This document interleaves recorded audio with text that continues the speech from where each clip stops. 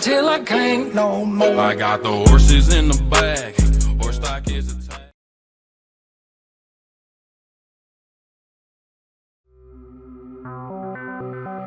In the coming week, Turkey's President Erdogan visits the White House.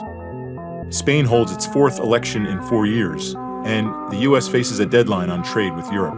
It's November 7th, 2019, in time for The World Next Week.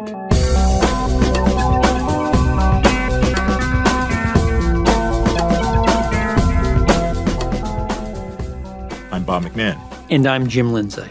Well, Jim, the coming week shows President Trump meeting Turkish President Erdogan. They're scheduled to sit down together at the White House, and the timing really couldn't be more dramatic. It was a phone call, recall, last month between Trump and Erdogan that paved the way for Turkish forces to move into northern Syria, where the situation is still in flux. The U.S. Congress is showing growing alarm at Turkey's actions. It's said to be preparing sanctions, and it took a vote last week with a huge bipartisan support that formally recognized Turkey as committing genocide against ethnic Armenians in 1915. So, Jim, I guess the first question is, are they really going to hold this meeting in this kind of atmosphere? All signs are, Bob, that the meeting is on. It's set for next Wednesday at the White House. And you're quite right. President Erdogan will be coming to Washington, D.C., a city that right now is not very happy with Turkish policy, both in the region and toward the United States. We have the initial oddity of the relationship between President Trump and President Erdogan. Everyone recalls that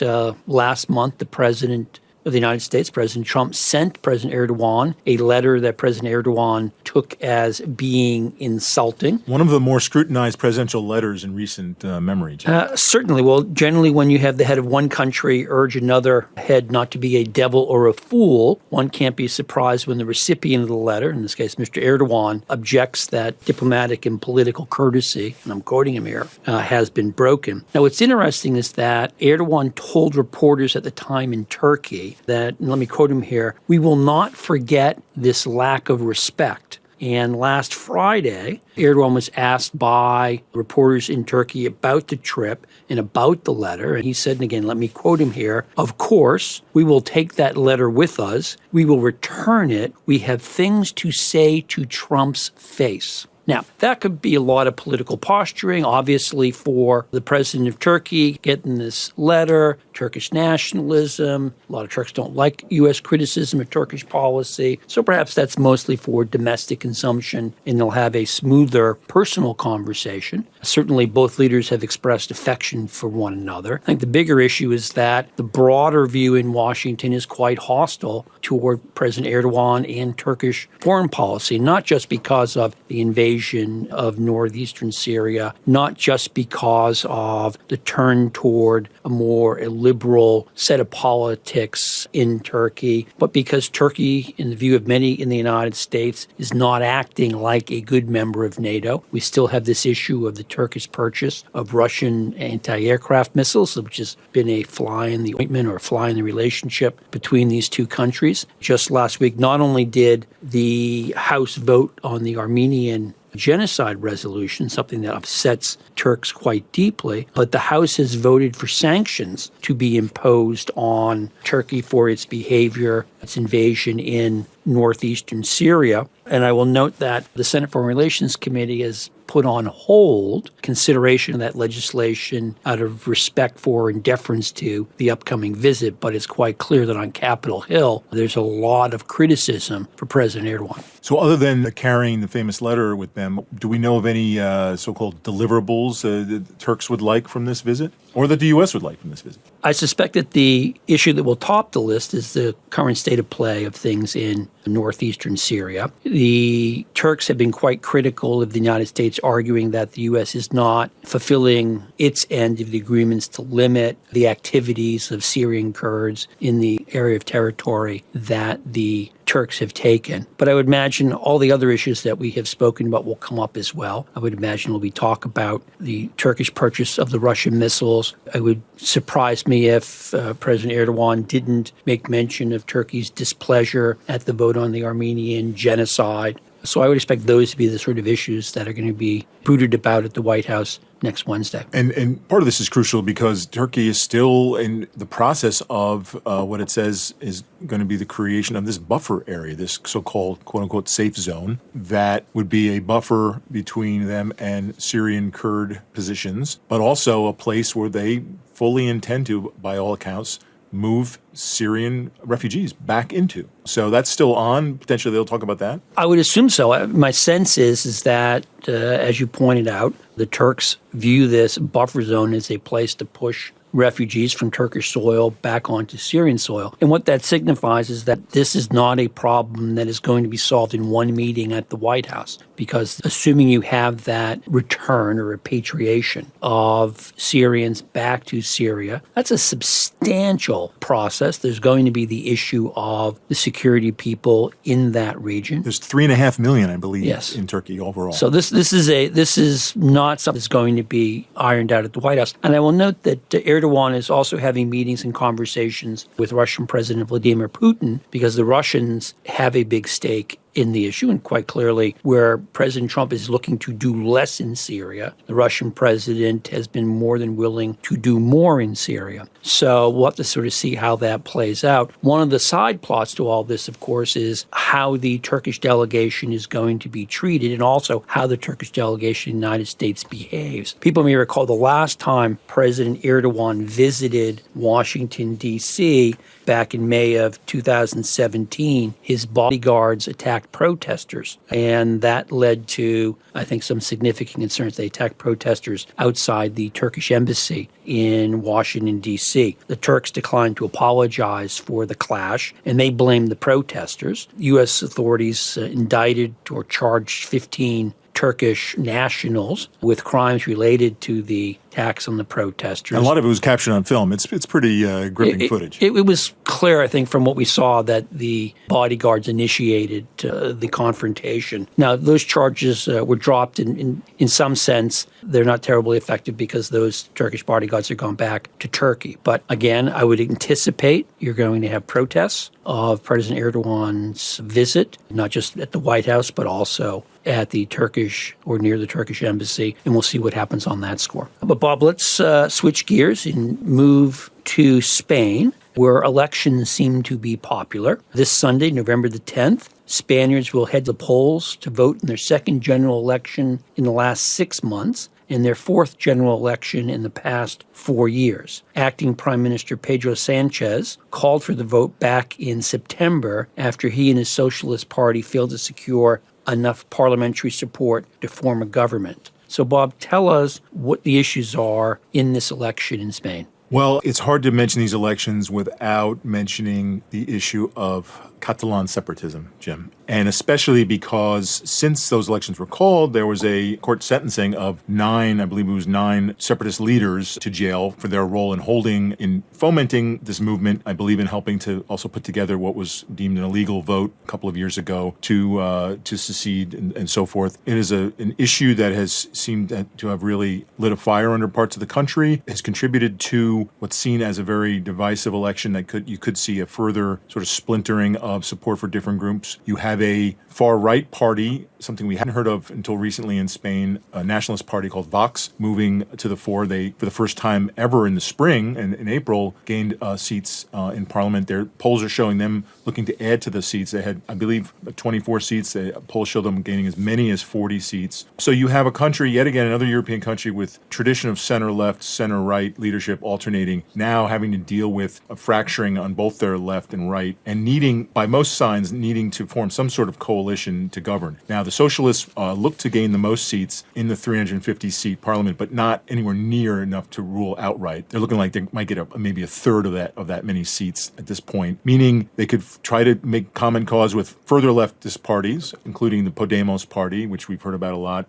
or try to maybe strike some sort of a grand coalition with rightist parties. They do stand, this campaign that has, again, comparing it to the U.S., it's quite a brief campaign. However, it has been notable for the virulence of the views by especially the right and right of center parties against the socialists for their position seen as too conciliatory towards the separatists in Catalonia. Basically saying, you're talking with their leadership, you're not sort of cracking down hard enough. It should be clear that Catalonia is, no questions asked, part of Spain. Let's stop negotiating with them and sort of showing gestures of sort of accommodating their wishes in any way. Partly that is because there were demonstrations after the sentencing of these separatist leaders that grew quite violent, Molotov cocktails being hurled and so forth. And you had the... Wait, who is throwing the cocktails? So it's on which side? It's the separatists in Catalonia. And you then had a number of these right of center parties saying, look, this is getting out of hand. It's time to really crack down and be tough. But it is a question of the country's identity, of a country that has seen itself as a sort of multicultural, a country of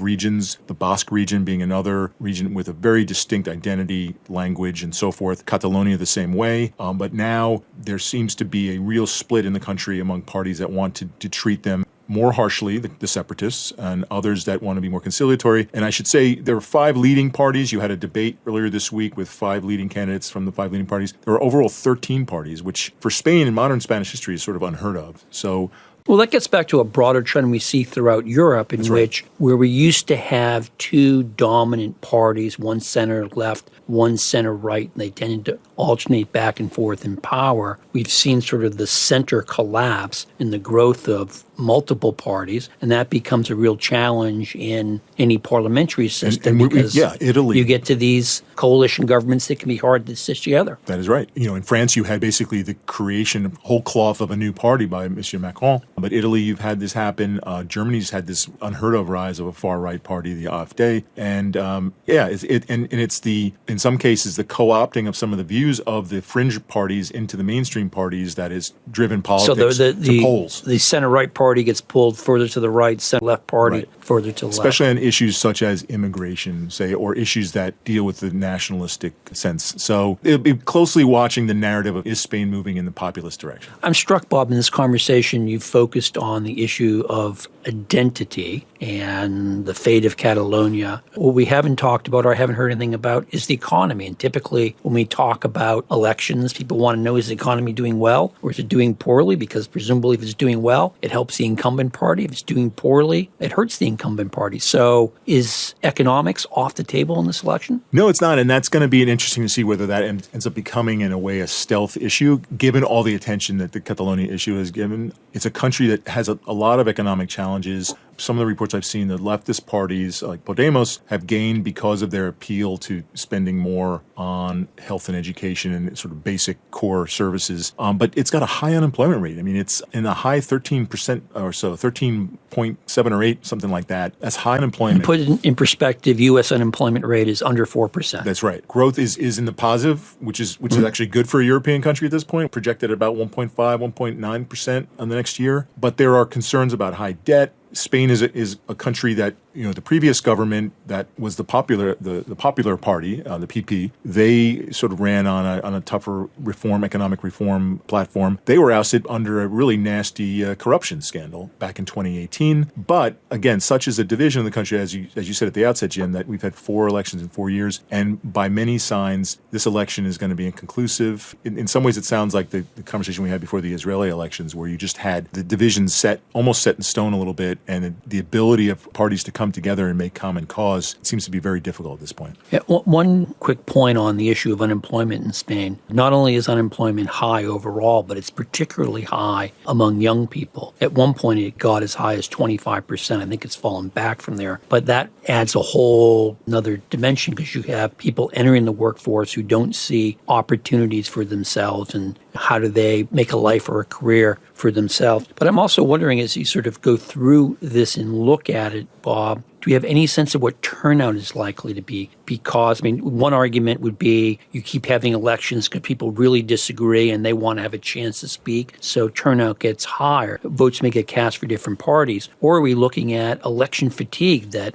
people in Spain, or at least some voters, are going to say, enough of this, nobody can make it work, I'm basically going to drop out. That's a really good point, Jim. I think the turnout issue has been cited by sort of the pundits watching this as a big factor in both whether or not the mainstream parties could galvanize their bases and get them to turn out, for one thing, but also whether it just further indicates additional splintering so that the higher turnout ends up distributing votes in more directions. And then you still are, at the end of the day, are dealing with a situation where there's going to have to be some horse trading going on, including potentially with a governing coalition that involves people from Catalonia, but maybe more moderate people. But turnout has been seen as a big issue. These types of races have tended to drive turnout higher. I believe I mentioned the Israeli elections. I believe turnout there was higher, and it contributed to sort of what looks to be a change in the guard there. That's still unfolding. So let's look for a revved up Spanish election, Jeff. Okay, so the takeaway is either going to be the elections go as everybody has predicted, and then the headline is going to be sort of further evidence of political splintering, political paralysis, and that's going to be tied into a broader argument about Europe, maybe democracy more generally, or we're going to get a surprise in which will then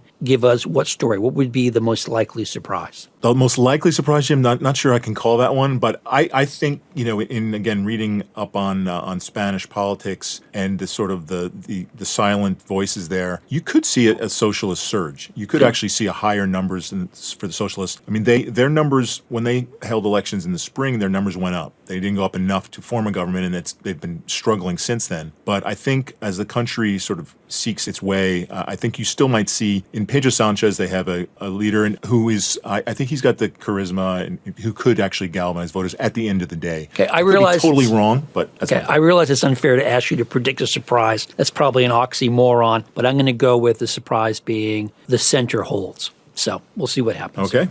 Jim, I'm not going to leave Europe just yet, but I'm going to talk about it in a different guise. That is Europe's trading posture towards the United States. Now, U.S. Trade Representative Robert Lighthizer is required in the coming week to formally update President Trump on the talks regarding an agreement on how imports from the European Union could pose a national security threat to the United States. I know this is a whole process involved before things like tariffs are set in place. So, Jim, walk us through what's going to be playing out. You're quite right, Bob. The president has a deadline next week on deciding what to do about auto imports from Europe into the United States. Let's put that in the broader context of where this all came from. The president has been a big user of what's known as Section 232. This is a provision in the U.S. Trade Code that allows a president to impose tariffs on imported goods if they present a threat to national security. Now, President Trump has interpreted that authorization or that delegation of authority from Congress very broadly, far more broadly than any other president has. And that's what gave us, if you recall, back in 2018, the imposition of tariffs on imports of aluminum and steel from countries around the world, including the European Union, on the grounds that it was undermining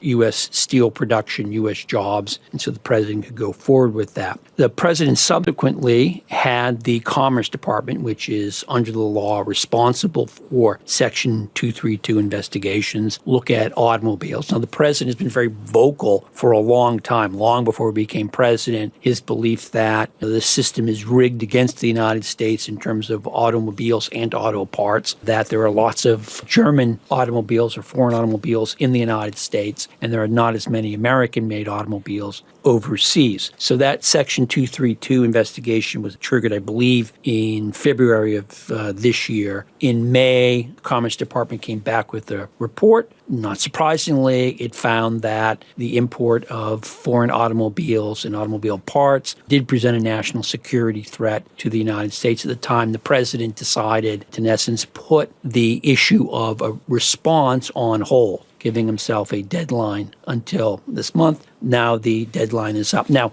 the report covered, as I understand it, all sources of foreign imports. So that means not just imports from Europe, but imports from Japan and also imports from Canada and Mexico. Now, the issue of imports from Canada and Mexico in the auto world is being handled sort of off the table because of USMCA. The United States earlier this year reached an agreement with Japan, which doesn't legally block the possibility of U.S. tariffs on Japan for its auto imports or imports of auto parts. But there seems to be the sort of handshake agreement that won't happen, putting all of the focus on what happens with Europe. As you know, the president has often talked about Europe as a foe, and he talks about the EU as a foe because he believes the EU is set up to hurt or beat the United States at trade. And so the real question is the president going to go forward? What will he do? And he has a range of options. He could impose tariffs on the import of European cars and car parts, perhaps as high as 20 or 25%. He could impose lower tariffs or impose tariffs on only certain kinds of imports. He could punt and kick the issue down the road and impose a new deadline. And we'll see what happens. The EU has made clear that if the president does impose tariffs on imports of cars and auto parts from Europe, that it will respond in kind. And of course, that then takes you into the political dimension of all of this, which is the president is heading into an election year, or under a year to go. And automobile production is a big part of the U.S. economy. And many of these European manufacturers manufacture cars in the United States. I was just going to say,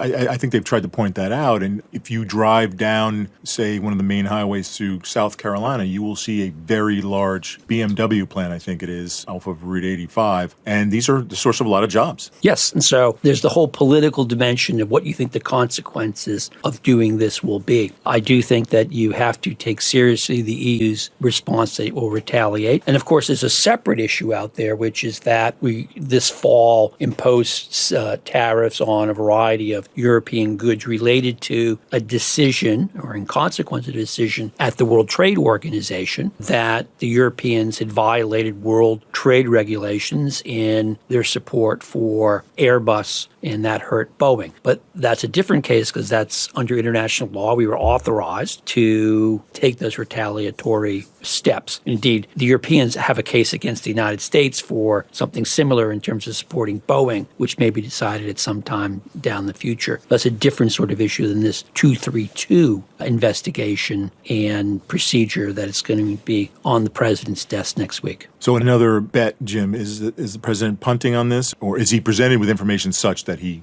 doesn't hesitate and we move forward with strong action? I would be surprised if we see the president go all in with the maximum penalty. I think you're more likely to see either the issue get punted or some talk of setting up a new set of conversations with the Europeans and that justifying not making a decision right now. I will note that U.S. trade negotiator and the European counterparts have been sitting down occasionally to discuss these issues. As best we know, they have not made any significant progress. I would say, again, the broader picture here is that the president's trade policies are in a bit of churn. I mean, one thing I will note about the president is that he sort of took on a lot of different battles within the trade space over the last year and a half, and none of them have really been resolved satisfactorily. Probably the closest to that would be the USMCA, the successor to NAFTA, but that's still waiting action on Capitol Hill. But obviously we have this unsettled aspect of U.S.-EU relations. We still have what is going to happen with the U.S.-China trade war. There was talk about a deal, and we got, or were told we had got close to a deal or agreement to have an agreement, and that was going to be signed at the now canceled APEC summit, but that still seems to be a deal in search of closure. So there's a lot here. And again, we are now officially under a year to Election Day. Trade policy does have consequences. Trade wars, tariffs have consequences for jobs and employment. And so it's hard to see how the White House can't or won't factor that all in. What call they will make, who knows? We'll see when they make decisions. Bob, let's shift to our figures of the week. This week's figure, which comes to us by our Twitter poll, is the anniversary of the fall of the Berlin Wall. I know that's a topic near and dear to your heart, Bob, so tell us why this is of significance. Well, it's a big round anniversary year, Jim. This weekend marks 30 years since the fall. 30 years? 30 years. I'm getting old, Bob. And it's I still recall the stunning developments and footage that played out in Berlin and then across the region, really, that ran up to Christmas Day, and I think the fall of the Ceausescu government and the execution of Ceausescu in Romania. And then we had sort of a similar dissolution in the Soviet Union within the next 2 years. So it's quite an anniversary. Oddly, it feels like the 30th anniversary is getting more attention than the 25th. And maybe it's because just in those 5 years, there's been such ferment in Europe that it's caused even further sort of reflection on what is happening to the European project and what has happened in this period since the fall of the wall. But, I think you dealt with part of it on our sister podcast. You have this special series you just launched on the President's Inbox on issues playing out on the U.S. presidential election in 2020. And I thought you and your guests had a very interesting discussion, especially on the NATO aspect. So here we are 30 years after the fall of the wall. NATO is about to be 30 members, about to expand to 30 members. Quite stunning. And it's at a very tense point with Russia, far more than we've seen at any other point in those 30 years. People recall that first 10 years, there was a bit of a grace period. I won't say honeymoon, but there was a grace period there where there were high-level NATO-Russia contacts. Russia was itself going through its own kind of experiment with democracy before it kind of retrenched and it's chosen the direction it's in. And then you've had the European Union also expanding to the high 20s, 27 perhaps members at this point. Well, maybe shrinking by one. Possibly shrinking by one. Also with a couple of members now, 2 or 3 that are proudly calling themselves illiberal democracies. So something's really not foreseen at all. And so it's a kind of a gut check time, and there are concerns of nationalism playing out and messages coming from European countries that were thought to be unheard of in that especially that sort of euphoric period right after '89. You're quite right, Bob, and I'm struck by 3 things. One is that being old enough to remember when this happened, and it was just so gripping because nobody expected it. And at the time, there was both great hope, but also great fear, because the question was, what was going to happen after the wall came down? No one knew whether it would be a peaceful unfolding. We got perhaps the best outcome. We got a peaceful collapse of the Soviet Union, and we got the peaceful reunification of Germany. But I can still remember listening to National Public Radio. We had Deb Amos on the podcast recently, but I can remember listening to NPR broadcasting from the fall of the wall. And again, this mix of elation and trepidation. Second thing I would sort of take out from it is how much Europe has changed over those 3 decades. What you have seen, as you point out, is we've gone from a trajectory of trepidation to elation because Europe had come together. There's the Lisbon Treaty. There's the creation of the euro. We have people at the beginning of the turn of the century talking about how Europe had arrived and was going to dominate the 21st century. And now we're where we are right now, where people are worried about whether the EU is going to cohere, and has the European project died, or is it dying in front of us? Can it be revived? What is the European project supposed to be? Third thing I take away from it, and I often learn this and then immediately forget it, but in Europe, the EU and NATO are not identical. They're not twins, and they're not necessarily compatible. And there's the question that percolates up and now: how much should Europe rely on NATO, or European countries be involved in NATO? Because not all members of the European Union are in NATO, and not all members of NATO are in the European Union. And so you go back and forth. One of the big issues being brooded about in Europe right now is the so-called concept of strategic autonomy, that Europe should gain the capacity to act independently in world affairs. And that has some potential benefits. It also has some potential downsides, because you can get into questions of what's that mean for the future of NATO? Is it a threat to NATO? And you can get robust arguments, and do get robust arguments in Europe and here in the United States over that question. And I think it is going to continue in the months and years to come, because the whole question of what Europe is about is really up for debate. Yeah, and a backdrop to that obviously is what we were talking about previously about the trade deadline coming up next week. So you have American American president who's challenging and pushing back against longtime U.S. allies in ways they're not used to hearing from or seeing, and whether or not it's sort of the role of NATO or their inability to meet this 2% of GDP spending mission that they all signed up to, or trading relationships in general, and the meaning of an alliance at this phase. Where are the threats? What is the common cause these countries are facing? What are the common values? Immigration being this sort of through line that all the countries are grappling with, but you're not seeing a kind of a common dialogue taking place that you had seen for many years. They're in very different places right now, and they've got to sort out.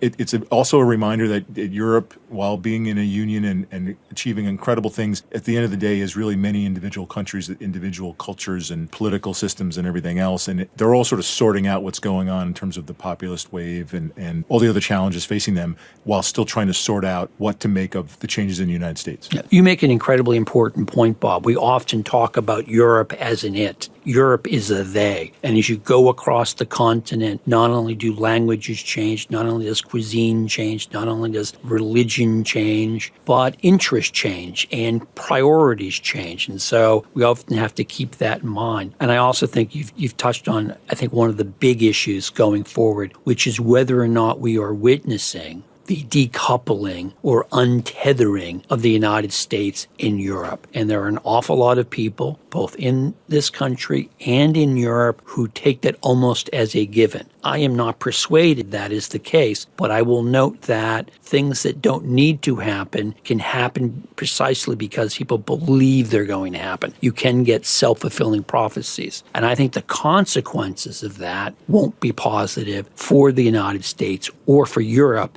if it happens. Well, that was quite a figure. Thanks again to our Twitter audience for choosing the 30 years since the fall of the wall. Jim, who or what is your figure of the week? Bob, my figure of the week is a number, and the number is 11,000. That's the number of scientists who signed on to a fresh new warning facing the Earth in terms of a climate emergency. In recent weeks, there's been several major scientific papers published suggesting that we are and have been underestimating the speed and significance of climate disruptions, that we do not have the time we seem to think we have to sit back and judge and wait and then decide to act. We had this international consortium of more than 11,000 scientists backing a study that says we need to do a whole lot more and we need to do it right now. Now, this study comes out in the same week that President Trump formally notifies the rest of the parties to the Paris Climate Agreement that the United States is leaving the agreement. So we really have a disconnect between what scientists are telling us we need to do and what we can see in the news as we see superstorms, see wildfires, see unusual prolonged droughts, and what we're actually seeing happen on the political level. And that's of great concern. That's a good point, Jim, and I would note two things on your choice. One is that it's astounding to see that many scientists sign on to such a warning and such disconnect, because if you think of any other realm, let's just pick, medicine field. If you had that many medical experts or scientists saying, cigarette causes cancer, the response would be pretty automatic. And as in fact we've seen through the years that, as medical science gained more about the interplay of tobacco and lung cancer, there was a crackdown and a very steady move to restrict that. But climate science continues to be this tough public policy issue. It's also worth noting, though, that amid the criticism for the U.S. move, it was noted in the reporting that the countries that have signed on to and have been vocal in supporting Paris have themselves not really come up to the table. You're exactly right. By way of supporting the objectives. You're exactly right, Bob, which is why it is important to read these studies as not only calling for action by the United States, but for calling for action from other countries as well. And that it is not sufficient merely to say good things about climate. It is important for governments to make tough choices to avert climate disruptions, to minimize climate disruptions. And that's obviously very difficult because it requires some significant changes, and those changes run into significant political opposition. but it is clear that the climate is changing. The significance or consequences of climate change are large and going to get a lot larger. And the longer we wait to do something about it, both in terms of reducing emissions and in terms of finding ways to adapt to or mitigate climate disruptions, the bigger the price tag is going to be. But what about you, Bob? What is your figure of the week? Jim, my figure is a person, or should I say persons, plural. It is the members of the LeBaron family. And this is the family that was victimized in this tragic, gripping story that came out of northern Mexico this week, in which several cars carrying members of this family came under attack from believed to be members of drug cartels. 9 members of the family were killed, including 6 children. And there are many, many offshoots of this story, including the sort of phenomenon of this very large family described as a fundamentalist Mormon. They have dual citizenship, and they traveled. It seems to be that there was a lot of travel across the border between U.S. and Mexico, but they were also in a very dangerous part of the country. Mexico continues to be gripped in parts of Mexico by extremely violent, dangerous drug war, and it's not clear yet. I'm not sure if it's ever going to be clear whether this family was targeted, because there are definite signs of that, or whether they ran afoul of a internal drug feud and were in the wrong place at the wrong time. It would seem to be, according to reports that came from the family, that there were efforts to try to flag the fact that there were just women and children in these cars. It didn't seem to matter. The deaths were especially brutal. And it caused a rather unusual comment from President Trump, basically offering U.S. assistance to, quote unquote, wage war on the drug cartels and wipe them off the face of the earth, end quote. Now, Mexico's president, known as AMLO, has repeatedly said he's going to take a different tack against these cartels. He has beefed up the National Guard in the country. He's tried to stop the sort of scorched earth approach that predecessors have taken, but he's facing a real challenge because there's been several prominent instances now where there has been violence or blowback from drug cartels with seeming impunity, and it's a question of whether or not he's going to do anything different or has some other option up his sleeve or not. Another thing that's come out of this story is a renewed appeal from the Mexican side for the U.S. to do something about the demand for drug that fuels these cartels, but also the weapons trade that allows them to arm up. The forensics so far in these attacks show the ammunition used were American-made, and so there's going to be renewed focus on that. Well, that's going to be very interesting. Drugs flow north across the border. Guns and money flow back south across the border. That's been long-standing.